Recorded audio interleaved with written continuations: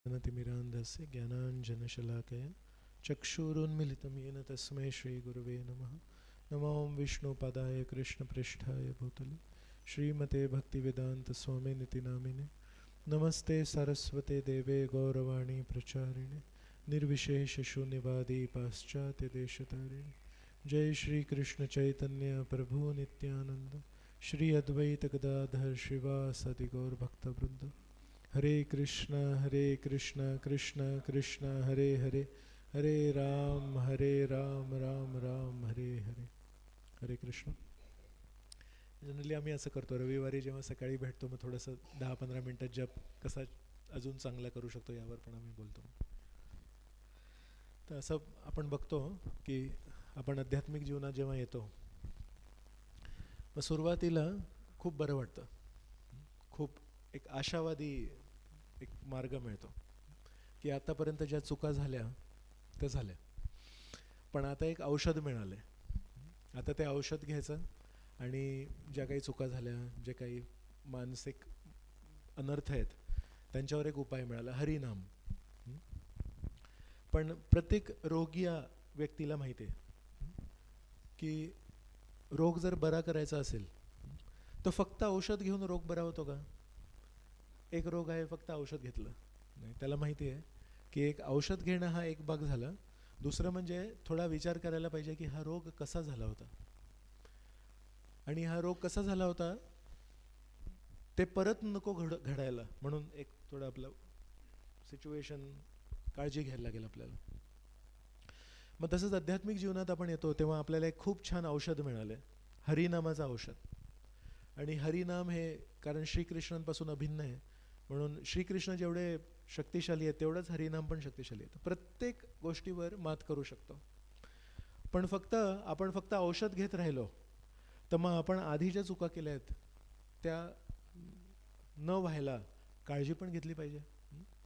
तर मग भागवताच्या पहिल्या स्कंदाच्या 3ऱ्या अध्यायाच्या 34व्या श्लोकात 1.3.34 त्याच्यामध्ये तात्पर्यामध्ये श्रील प्रभुपाद एक छान उदाहरण देतात। म्हणतात की भगवंतांच्या 2 शक्ती आहेत, 3 आहेत, तटस्थ शक्ती पण आहे, जीव, एक अंतरंग शक्ती आणि एक बहिरंग शक्ती। तर आपल्यावर या दोन्ही शक्तींचा वेगवेगळा प्रभाव होतो। अंतरंग शक्ती आपल्याला भगवंतांजवळ घेऊन जाते आणि बहिरंग शक्ती ही आपल्याला भगवंतांपासून दूर लोटते। तर आपल्या दृष्टीने या 2 वेगवेगळ्या शक्ती आहेत, पण भगवंतांच्या दृष्टीने एकच शक्ती आहे, कारण ती त्यांची शक्ती आहे। भगवंतांच्या दृष्टीने अंतरंग शक्ती आणि बहिरंग शक्ती यामध्ये काही अंतर नाही। मग एक उदाहरण देतात की जसा एक एक्सपर्ट इलेक्ट्रिशियन असतो, त्याला कुठली तार कुठे जोडायची हे माहिती आहे, तर त्यांनी एका हीटरमध्ये जर अशी तार जोडली तर मग ते हीटरचं काम करतं, आणि तीच तार जर दुसरीकडे त्यांनी कनेक्ट केली तर तो कूलर बनतो। तर त्याला माहिती आहे की वीज कशी कुठे करायची, कुठलं कनेक्शन कुठे करायचं, सर्किट कसं करायचं, आणि रिव्हर्स इफेक्ट होऊ शकतो। तसंच मग प्रभुपाद म्हणतात कारण ह्या भगवंतांच्या शक्ती, तर भगवंतांना काही प्रॉब्लेम नाही चेंज करायला, म्हणून मग प्रभुपाद एक खूप आशादायक एक उदाहरण देतात आपल्यासाठी। म्हणतात की सध्या आपल्या जीवनावर बहिरंग शक्तीचा प्रभाव आहे की आपल्याला भगवंतांशी काही प्रेम नाही, आपण भगवंतांपासून दूर होतोय, पण जर आपण, तर प्रभुपाद त्याच्यामध्ये 2 शब्द वापरतात। भगवंत जर एखाद्या भक्ताच्या जीवनामध्ये पश्चात्ताप आणि प्रायश्चित्त हे दोन्ही शब्द वापरतात। जेव्हा भगवंत एका भक्ताच्या जीवनामध्ये पश्चात्ताप आणि प्रायश्चित्त बघतात तेव्हा भगवंतांच्या इच्छेमुळे त्याच्या जीवनातली बहिरंग शक्ती ही अंतरंग शक्तीमध्ये परिवर्तित होऊ शकते। मग आता आपल्या जीवनामध्ये आपण जे भगवंतांपासून बरेच वेळा दूर जातो आपल्या जुन्या विचारांमुळे, जुन्या कार्यांमुळे, जर भगवंतांना आपल्यावर दया आली, जर भगवंतांनी बघितलं की आपण काहीतरी नीट आपला समज आहे, तर भगवंत बहिरंग शक्तीला अंतरंग शक्तीमध्ये कन्वर्ट करू शकतात। एक छान उदाहरण देतात। मग आता मी तुम्हाला एक प्रश्न विचारतो, सकाळची वेळ आहे त्याच्यामुळे विचारू शकतो, संध्याकाळी जनरली मी प्रश्न विचारत नाही। पश्चात्ताप आणि प्रायश्चित्त या दोघांमध्ये अंतर काय आहे, कोणी सांगू शकतं? जवळजवळ समान वाटतात ना आपल्याला हे? येस, हम्म.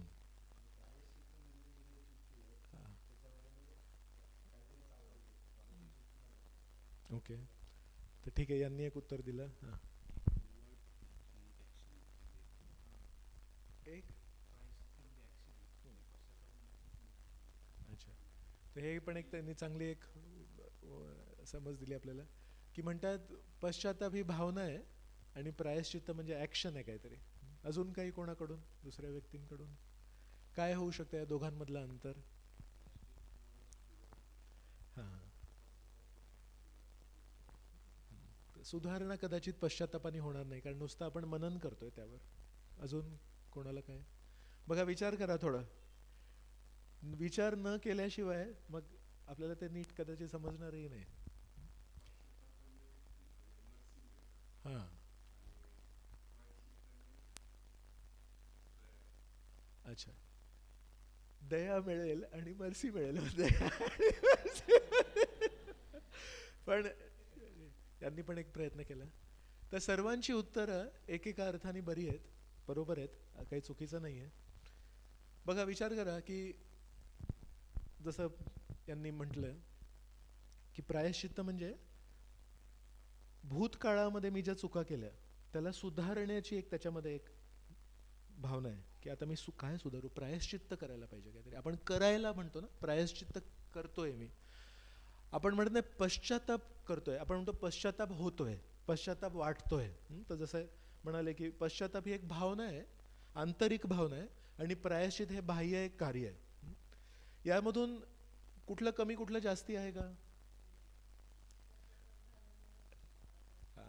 आपल्याला असं वाटू शकतं की अरे पश्चाताप थोडा नकारात्मक आहे, बरोबर आहे, पश्चाताप थोडा नकारात्मक आहे, की आपण थोडं भूतकाळात जास्ती आहे, आणि प्रायश्चित्त कसं थोडं उद्या आपण काय वाटचाल करणार तिथे त्याचं दिशा आहे. तरी पण जसं यांनी म्हटलं, जेव्हापर्यंत आपल्याला योग्य पश्चाताप होणार नाही तेव्हापर्यंत आपण प्रायश्चित्तामध्ये तेवढं मन टाकणार नाही, तेवढं आपण श्रम करणार नाही, बरोबर आहे की नाही?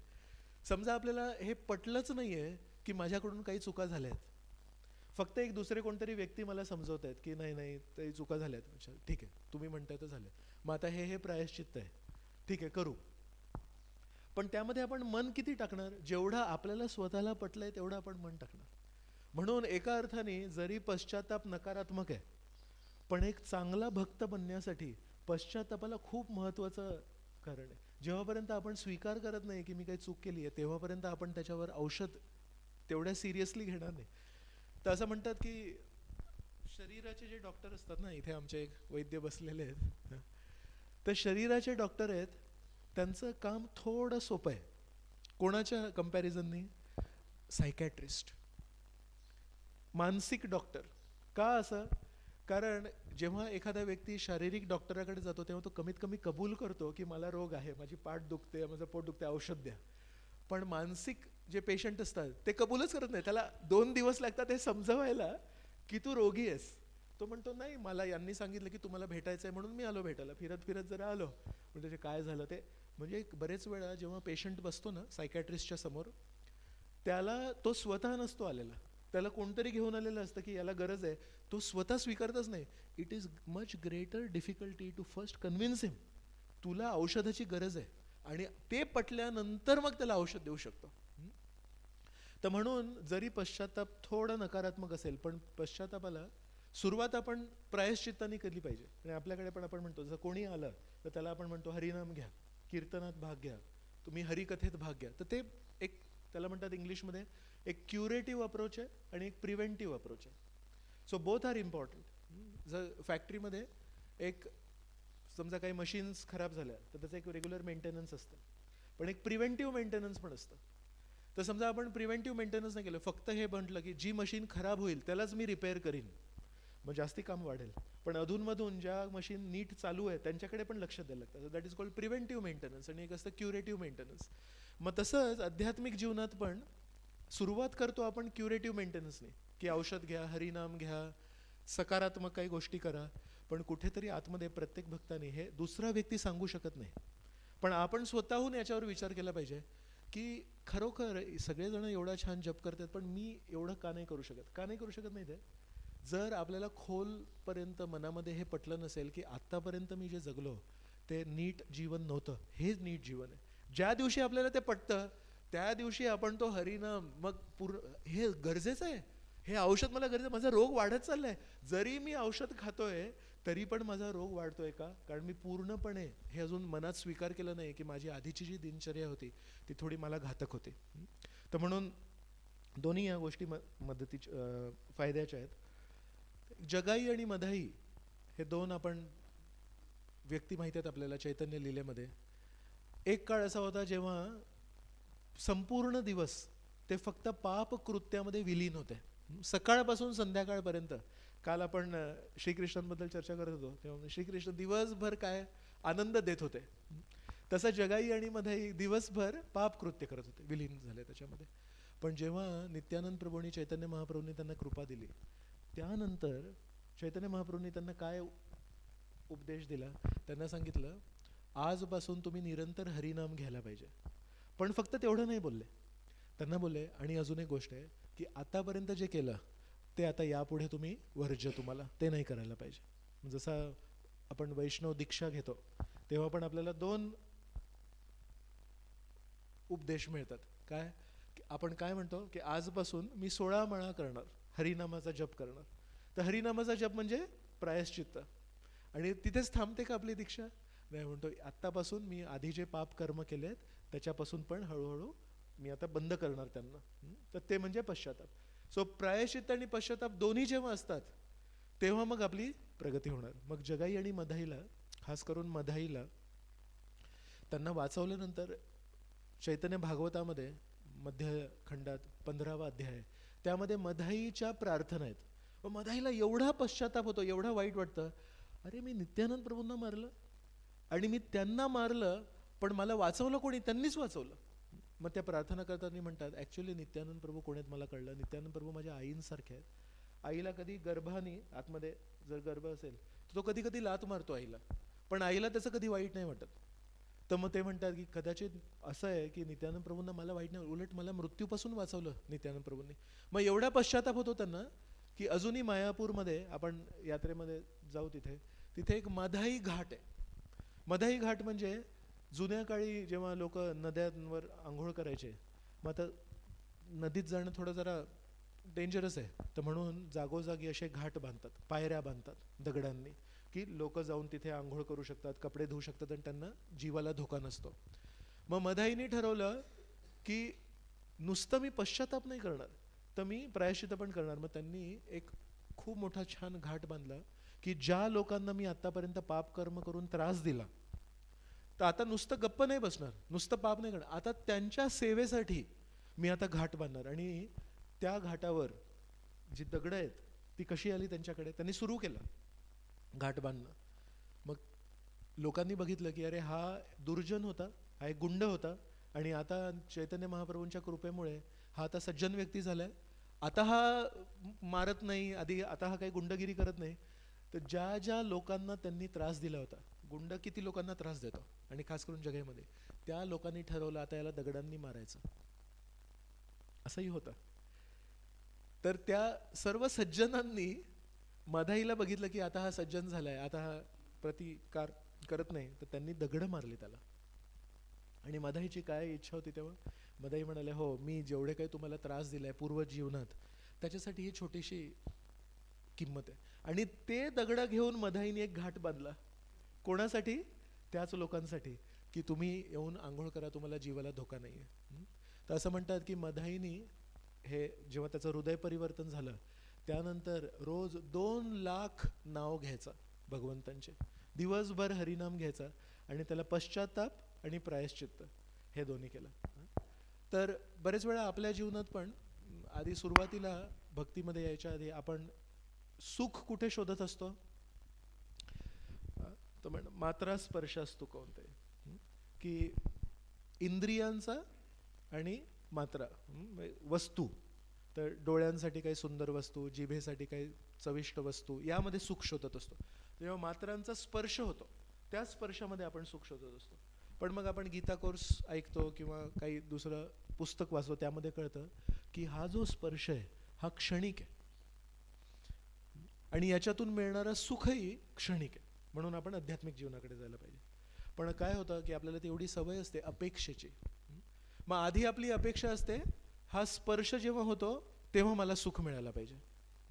मग कदाचित आपण आध्यात्मिक जीवनावर येऊन आपण म्हणतो की चला आता मला या वस्तूंच्या आणि इंद्रियांच्या स्पर्शातून सुख नको. मग आपण सुख कुठे शोधतो माहिती आहे? मी जेव्हा जेव्हा हरिनाम घेणार तेव्हा मला सुख मिळायला पाहिजे. कंट्रोलिंग मेंटॅलिटी अजून गेली नाही आहे ना. तर आधी कंट्रोलिंग मेंटॅलिटी कुठे होते? मला सुख पाहिजे, चल काहीतरी छान बनव आता माझ्यासाठी, आणि मग ते खाऊन मी सुख शोधतो. मला तर काहीतरी सुश्राव्य ऐकायचं आहे, मग कुठलं तरी पिक्चरचं गाणं वगैरे लावणार आणि आनंद घ्यायचा प्रयत्न करणार, तो मिळत नाही. मग आपण काहीतरी आध्यात्मिक ऐकलं, मग म्हटलं अरे याच्यामध्ये सुख नाही, या भौतिक वस्तूंमध्ये सुख नाही, मी भौतिक शरीर नाही आहे, मी आध्यात्मिक आत्मा आहे. पण हे कळलं, पण ती अपेक्षा करायची किंवा कंट्रोलिंग मेंटॅलिटी जात नाही. मग आता काय वाटतं, मी जेव्हा जेव्हा जप करणार तेव्हा तेव्हा मला श्रीकृष्णाने आनंद द्यायला पाहिजे. जेव्हा जेव्हा मी हरिकथा ऐकणार प्रत्येक वेळेस प्रत्येक हरिकथेमध्ये मला आनंद मिळायला पाहिजे. तर एका अर्थाने जे आपण भौतिक गोष्टींकडून अपेक्षा करत होतो तीच अपेक्षा आता आपण श्रीकृष्णांकडून करतो. पण श्रीकृष्ण हे आपल्या अपेक्षा पूर्ण करायला आहेत की आपण श्रीकृष्णांची अपेक्षा पूर्ण करायला आहे. तर जेव्हापर्यंत आपलं नीट शुद्धीकरण होणार नाही तेव्हापर्यंत हा एक छोटासा दोषही राहील आपल्यामध्ये, की प्रत्येक ठिकाणी सुख शोधायची जी प्रवृत्ती होती ती आधी भौतिक गोष्टींमध्ये होती, आता आपण ती आध्यात्मिक गोष्टींमध्ये शोधतो, पण प्रवृत्ती बदलली नाही. म्हणून आपल्याला कळायला पाहिजे की आपण बरेच वेळा जे ऐकतो की श्रीकृष्ण आपल्या भक्तांना प्रतिसाद देतात, त्याचा अर्थ काय? त्याचा अर्थ असा की श्रीकृष्ण हे सर्व भक्तांना त्यांच्या त्यांच्याप्रमाणे प्रतिसाद देतात. याचं उदाहरण सांगतोय. आपण प्रोग्राम नंतर इथे प्रसाद वाटतो. मग प्रसाद वाटताना समजा आमचे किचन इन्चार्ज आहेत, त्यांनी म्हटलं की प्रत्येक व्यक्तीला 2 चपात्यांसाठी आम्ही नियोजन केलंय, तर एवढे एवढे भक्त आहेत तर 2-2 चपात्या आम्ही बनवल्यात. मग समजा एका व्यक्तीने ठरवलं की 2 चपात्या द्यायच्या, मग आता प्रत्येक व्यक्ती प्लेट घेऊन आला, त्याच्या प्लेटमध्ये त्यांनी 2 चपात्या टाकल्या. असं असू शकतं की एखादा व्यक्ती त्या दिवशी म्हणेल की आज माझं जरा तब्येत बरी नाही, मला एकही चपाती नको. नाही नाही नाही, मला किचन इन्चार्जने सांगितले 2 चपात्या द्यायच्या, हे घ्या 2 चपात्या. तर त्याला जबरदस्ती करायची 2 चपात्या घ्यायची. आणि दुसरा एखादा व्यक्ती असेल तो म्हणेल की ॲक्च्युली मला आज खूप जास्ती भूक लागली आहे तर मला 4 चपात्या मिळतात. नाही नाही नाही, किचन इन्चार्जने सांगितलं 2 चपात्या. तर ज्याला जेवढं पाहिजे तेवढं जर आपण दिलं म्हणजे ते योग्य आहे. तर समत्व म्हणजे काय? आपल्याला समत्वाची एक भौतिक व्याख्या आहे. आपलं समत्व म्हणजे काय? प्रत्येकाला एकसारखं वागायचं. पण एकसारखं वागायचं म्हणजे काय माहिती आहे? एकसारखं वागायचं म्हणजे ज्याला जसं प्रेरणा मिळेल, ज्याला जे फायद्याचं ठरेल तसं त्याच्याशी वागायचं. तर एक प्रसाद वाटप करणारा व्यक्ती काय विचार करतो? तो क्वांटिटी नाही बघत, तो बघतो याला किती दिल्याने याला आनंद होईल. तर कोणाला कुठला पदार्थ कमी द्यायला लागतो तर त्याला कमी देऊन त्याला आनंद होतो. पण आपण आपल्या भौतिक व्याख्या आहेत आपल्या, काय समत्व, कृष्ण समत्व आहेत आणि मी पण सम व्हायचंय. सम म्हणजे प्रत्येकाला मी एका प्रकारे बोलतो नाही, वेगवेगळ्या व्यक्तींशी वेगवेगळं आपल्याला आदान प्रदान करायला लागेल. मग तसं श्रीकृष्ण म्हणतात या इथे बसलेल्या प्रत्येक व्यक्तीला मला काय करायला लागेल त्याच्या जीवनामध्ये की त्याला प्रोत्साहन मिळेल, त्याला प्रेरणा मिळेल. मग श्रीकृष्ण त्या दृष्टीने सम आहेत. काय सम आहेत? की प्रत्येक भक्ताबद्दल ते विचार करतात, हे त्यांचं समत्व आहे. की कुठल्याही एका भक्ताला ते सोडत नाही, त्याच्याकडे दुर्लक्ष करत नाही. पण कोणाला एकच चपाती देतात, कोणाला 2 चपात्या देतात, कोणाला कधी चपाती मिळणार, कोणाला कधी भात मिळणार हे आपल्याला माहिती नाही. म्हणून आपण नेहमी आपल्याकडे लक्ष द्यायला पाहिजे की माझं प्रायश्चित्त बरोबर आहे का, माझं पश्चात्ताप बरोबर होतो का. पण जर आपण कंट्रोल करायला गेलो भगवंतांना, प्रत्येक वेळेस मी जेव्हा हरिनाम करणार तेव्हा मला सुख नाही होत. एक अशी एका भक्तांची गोष्ट आहे की त्यांनी बरेच वर्ष श्रीकृष्णांची पूजा केली, श्रीकृष्णांची भक्ती केली आणि बऱ्याच त्यांनी मागण्या पण केल्या श्रीकृष्णांना. पण श्रीकृष्णांनी काय त्या मागण्या पूर्ण केल्या नाही. कारण श्रीकृष्णांनी मागण्या पूर्ण करायसाठी त्यांना पूर्ण विश्वास पाहिजे की ह्या मागण्या मी पूर्ण केल्यानंतर हा भक्त अंतरंग शक्तीमध्ये येईल, म्हणजे माझ्या जवळ येईल. त्यांना जर वाटलं की हा भक्त बहिरंग शक्तीत जातोय तर मग मागण्या पूर्ण करत नाही भगवंत. मग अनेक वर्ष भक्ती केल्यानंतर त्यांनी ठरवलं हे श्रीकृष्ण काही आमच्या मागण्या ऐकत नाही, आता आम्ही देवतांची पूजा करणार. तर त्यांनी देवतांची पूजा सुरू केली. पण घरी श्रीकृष्णांची मूर्ती होती. तर एक दिवशी काय केलं, त्यांनी उदबत्ती लावली आणि उदबत्ती लावून त्यांनी त्या देवतांसाठी ती उदबत्ती लावली. पण गंमत अशी की ते देवता पण श्रीकृष्णांचेच भक्त आहेत. तर वारा व्हायला लागला तिथे, आणि वारा वाहिल्यामुळे जरी उदबत्ती त्या देवतांच्या मूर्तीसमोर आहे, पण जो सुगंध होता तो असा जाऊन श्रीकृष्णांच्या नाकात जाऊ लागला. मग देवतांनी ते अरेंजमेंट केली अशी की त्यांना मिळायला पाहिजे. तर हा आला, यांनी बघितलं, याला खूप राग आला, अरे हे असं कसं काय झालं, मी तर देवतांसाठी लावली होती उदबत्ती. मग त्यांनी काय केलं, उठले, तर वारा तर थांबवू शकत नाही. मग त्यांनी काय केलं, श्रीकृष्णांच्या नाकाला कव्हर केलं, तुम्हाला सुगंध येऊ देणार नाही मी. तेव्हा श्रीकृष्ण तिथे प्रकट झाले, आणि श्रीकृष्ण त्या भक्ताला म्हणतात, अरे मला एवढे लोक पूजा करतात, पण कोणाला हा विश्वास नाही की मी मूर्तीपासून अभिन्न आहे. तुला विश्वास आहे की मी मूर्तीपासून अभिन्न आहे म्हणून मला सुगंध नाही मिळायला पाहिजे म्हणून माझं नाक कव्हर केलं तू. तुला पूर्णपणे माहिती आहे की मी इथे उपस्थित आहे या मूर्तीच्या रूपात, तू माझा खरा भक्त आहे. तो म्हणाला, हेच जर तुम्ही आधी केलं असतं तर मी एवढं केलं असतं. पण श्रीकृष्ण काय बघतात, समत्व. कदाचित तेव्हा जर मी तुला दर्शन दिलं असतं तर तुझा तेवढा उतावीळपणा झाला असता का. आता कसा तू एकदम उतावीळ झाला. तर माणसाचा हा दोष आहे की आपण प्रेमात तेवढे उतावीळ होत नाही जेवढ्या रागात होतो. आपण आपुलकीत तेवढे तीव्र होत नाही जेवढे द्वेषात होतो. एखाद्या व्यक्तीशी जेव्हा द्वेष होतो त्याचं आपण सतत चिंतन करतो, याला कसं मारायचं, याला काय करायचं. तेवढंच जर तीव्रता, तेवढंच जर आपण इंटेन्स जर आपण प्रेमात झालो तर श्रीकृष्ण आपल्याला असं करणार नाही. पण आपला हा दोष आहे. तर म्हणून जर आपण आपले द्वेषातली, भांडणातली तेवढी तीव्रता जर प्रेमात आणू शकलो तर मग श्रीकृष्ण एवढं सगळं करायची गरज नाही त्यांना. पण श्रीकृष्ण बघत असतात की हा प्रायश्चित्त नीट करतोय, पण ह्याला पश्चाताप आहे का. तर हरिनाम आपण चांगलं करतो, पण सोबत सोबत आपल्याला विचार करायला पाहिजे की माझ्यामध्ये काय काय दुर्गुण आहेत. आणि ते जेव्हापर्यंत आपण चेंज करत नाही तेव्हापर्यंत रोग औषध खाऊन नुसता जाणार नाही, त्याचं पथ्य पण आपण पाळायला पाहिजे. तर हे बोलून आपण 2 मिनटं याला आपण विराम देऊया आणि आता 7:45 पर्यंत जप करूया. आज आपण काय काय चर्चा केली सुरुवातीपासून. सुरुवातीला आपण म्हटलं की रोग बरा करायसाठी औषध पण लागतं आणि परिस्थिती पण बदलावी लागते. मग आपण काय बघितलं, ते 1.3.34 त्याच्यामध्ये 2 शब्द आहेत, प्रायश्चित्त आणि पश्चाताप. मग दोघांमध्ये काय अंतर आहे. तर पश्चाताप एक थोडा भावनात्मक आहे आणि प्रायश्चित्त हे थोडं सकारात्मक आहे. पश्चाताप हे थोडं आंतरिक आहे आणि प्रायश्चित्त हे थोडं बाह्य आहे, क्रिया दर्शवणार आहे. त्यानंतर आपण काय बघितलं, दोन्ही गरजेचे आहेत. जेव्हापर्यंत नीट पश्चाताप होणार नाही तेव्हापर्यंत प्रायश्चित्ताकडे आपण लक्ष देणार नाही. मग आपण जगाई आणि मधाईचं उदाहरण बघितलं की मधाईंनी कसं फक्त पश्चाताप नाही केला, प्रायश्चित्त केलं, पण प्रायश्चित्त नीट करायला त्यांनी पश्चातापही केला.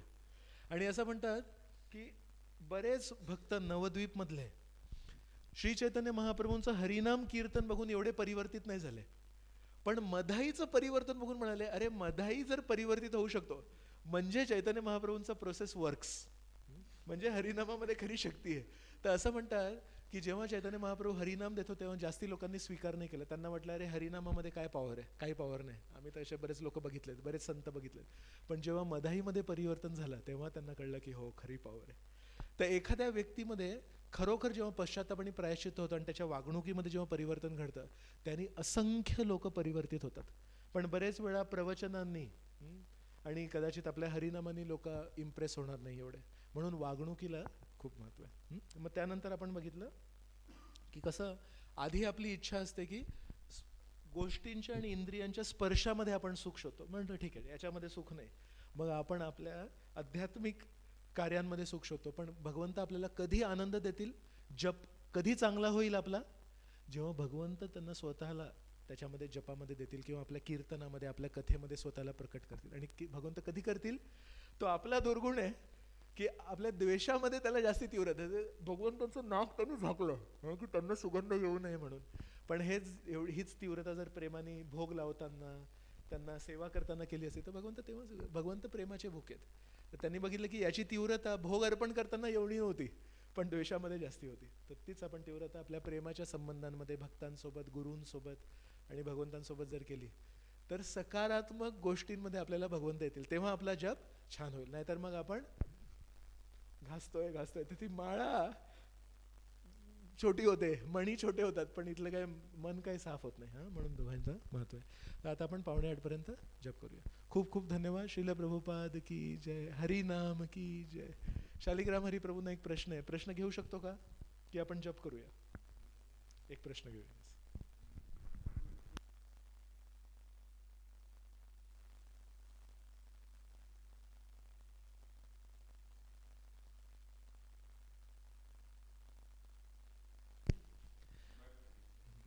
तर प्रत्येकाला असं वाटतं की माझं जीवन तर व्यवस्थित चालू आहे.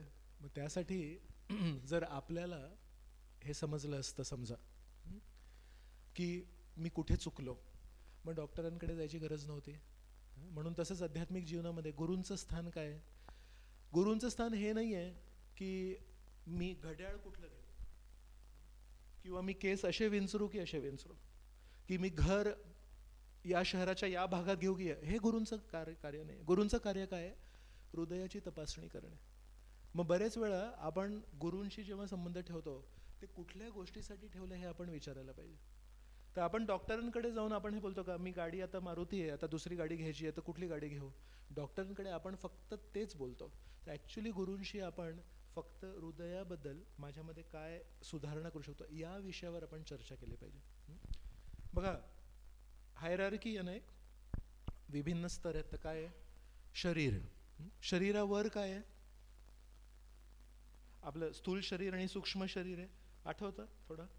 तर मग हे स्थूल शरीर आहे, त्यावर काय आहे? मन. मनावर काय आहे? बुद्धीवर काय आहे? अहंकारावर काय आहे? आत्मा.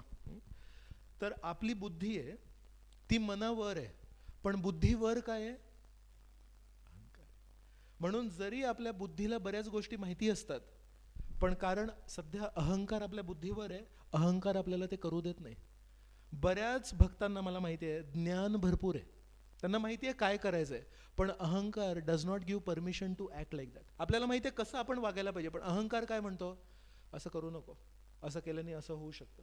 सो आपल्या अस्तित्वामध्ये आपल्या बुद्धीच्या वर एक अहंकार आहे. मग आपल्याला जर योग्य मार्ग दाखवायचा असेल तर आपली बुद्धी दाखवू शकते का मार्ग? थोडा विचार करा यावर. आपली बुद्धी आपल्याला योग्य मार्ग दाखवू शकते का? कॅपॅसिटी आहे, कारण ज्ञान आहे, आपण पण वाचलेलं आहे, आपण पण ऐकलेलं आहे, पण का नाही होत? कारण आपल्या अहंकाराने त्याला कंट्रोल करून ठेवलं. बरोबर आहे की नाही? म्हणून आपल्याला जर परिवर्तन घडवायचं असेल तर आपल्याला अशी बुद्धीची गरज आहे जी आपल्या अहंकारावर आहे. तर आहेत मग आपल्या बुद्धीच्या वर आपलाच अहंकार आहे, पण आपल्या अहंकारावर अजून कोणाची बुद्धी आहे का? त्या बुद्धीकडून जर आपण ऐकलं तर ती बुद्धी आहे ना आपल्या अहंकारावरची बुद्धी आहे. त्या बुद्धीसमोर आपला अहंकार जास्ती बोलू शकणार नाही. मग ती बुद्धी जी असते ती वरिष्ठ वैष्णवांची असते किंवा गुरूंची असते. म्हणून आपण बघायला पाहिजे की मी माझ्या जीवनातले डिसिजन माझ्या बुद्धीप्रमाणे घेतोय की वरिष्ठ भक्तांच्या आणि गुरूंच्या बुद्धीप्रमाणे घेतोय. का? त्यांची बुद्धी माझ्या अहंकाराच्या वर आहे, पण माझी बुद्धी माझ्या अहंकाराच्या खाली आहे. तर ते गुरूंचं स्थान तेच आहे की मला कळत नाही काय करायचं. मला भौतिक गोष्टी बऱ्याच कळतात पण आध्यात्मिक गोष्टी कळत नाही. तर जर आपण योग्य मार्गदर्शन घेतलं स्पष्ट आहे. आपल्याला जो कन्फ्युजन आहे, धुकं आहे, ते गुरूंना नाही. गुरूंना स्पष्ट दिसतं काय. फक्त बरेच वेळा मग आपण विचारतही नाही किंवा आपल्या मनामध्ये तो विचारतही येत नाही की मलाही माहिती आहे, मला बरेच श्लोक माहिती आहेत, मी बघतो काय आहे म्हणून मग that is the relationship. So प्रत्येक भक्ताचं एक नातं आहे गुरूंसोबत. तर त्याचं स्वतःचं बऱ्याच गोष्टी आहेत ना भक्तीमध्ये ह्या वैयक्तिक आहेत. हे आपल्याला ठरवायचं आहे की मला या व्यक्तीसोबत कसं नातं ठेवायचं आहे. या गोष्टी कशा करायच्या, गाडी कुठली घ्यायची, घर कुठे घ्यायचं, याच्यावर नातं पाहिजे की नाही माझ्या हृदयाला तुम्ही स्टेथोस्कोप लावा आणि नुसतं हार्टबीट्स नका मोजू, तर अनर्थ किती आहेत, माझ्या काय चुका होत आहेत, त्या चुका कशा बरोबर करायच्या यावर पण कधीतरी चर्चा व्हायला पाहिजे. तर बरेच वेळा काय फ्लो असतो एक, तर त्या फ्लोमध्ये चर्चा ह्या गोष्टींच्या होत नाही. तर म्हणून सिम्पल आहे, जेव्हा कधी आपण कन्फ्युजन असं म्हणतात Wien ever in doubt ask for directions. गाडी चालवताना आपण कुठे रस्ता भटकलो, आपण कधी नाही ठीक आहे ना जाय 20 किलोमीटर जाऊया या. बघा कधी आपण रस्ता चुकलो लगेच एका गावकरी आपल्याला कमीपणा नाही वाटत त्याला विचारायला की अरे बाबा मला वेळ नाही घालवायचा आहे, मला रस्ता भटकायचा नाही, सांग कुठला रस्ता आहे, हा रस्ता आहे की तो म्हणतो हा रस्ता आहे, तर जातो आपण. पण आध्यात्मिक जीवनामध्ये बरेच वेळा आपण तेवढं होत नाही आपल्याला. तर दॅट इज द सोल्युशन. की विचारायचं आणि जस्ट गेट इट क्लिअर. 2 मिनिटामध्ये उत्तर होतं, 2 मिनिटामध्ये साफ दृष्टी मिळते आणि वी कॅन गो हेड. हरे कृष्ण. आता आपण परत हरिनाम